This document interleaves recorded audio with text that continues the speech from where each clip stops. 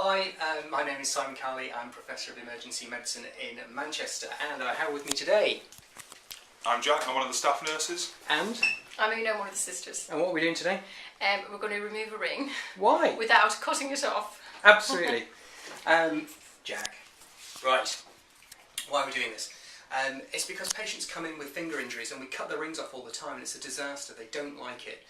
And it's not fair, because, you know, Jack, you were telling me you took a ring off a woman who'd had it on for 55 years the other day. Yep, and she thought I'd cut her right arm off. She had a nasty humeral head fracture and lower limb swelling as a result of it. And or upper limb swelling? Well, upper limb swelling on the ring finger, and it had to come off. Yeah, so you see this patient, they've got a broken arm, but they're more worried about the ring. True? So it's Very crazy. Anyway, I have never cut a ring off, ever.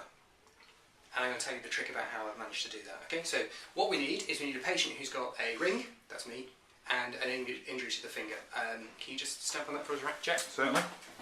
Oh! That hurts quite a lot, and it's quite swollen, and now we're going to get it off.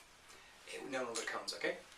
So we need a couple of other things. We need Una, who's an expert in ring removal, and we need an oxygen mask. Why? Well, we don't need a mask, we need the string from the mask. And it's stretchy, isn't it? Yep, so that's stretchy. So that's key, because we're going to need that to compress down the tissues. And we've got a suture set. You're not going to stitch me? No, we're going to use the forceps to pop this through the ring. Okay. So here's the ring. And what we're going to do is, you can imagine this area here is all swollen up. And the ring won't come off because it's swollen. You've got to get rid of the swelling. So we're going to use this elastic band basically here to squash the tissues down, starting above the knuckle. So go for it. And this can be quite tight, really. I don't mind. It's going to be a little bit uncomfortable, but most patients tolerate this reasonably well. If the tissues are swollen, leave it a bit of time for the compression to happen. And that's why using the stretchy material is good, because that will continue to press down over time. If you just use something like ribbon gauze, you only get the tension on that you put on at the time, whereas this will continue to just squeeze down and get that extra little bit of tissue out. And so you can see what it's doing, it's wrapping around and it's making the tissue smaller and smaller and smaller.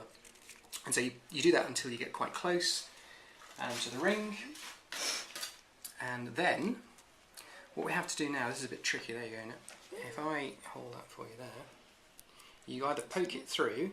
That's right, feed this through. Just underneath, and catch it. Okay, now there's the magic about to happen. Okay, what you do now is, this is clever, because what happens is it rotates and it jiggles the ring. Can you see that moving around in a sort of a spiral? So it's not just taking the soft tissue down, but it's also spiraling around the finger, and that's the best way to get it to move across.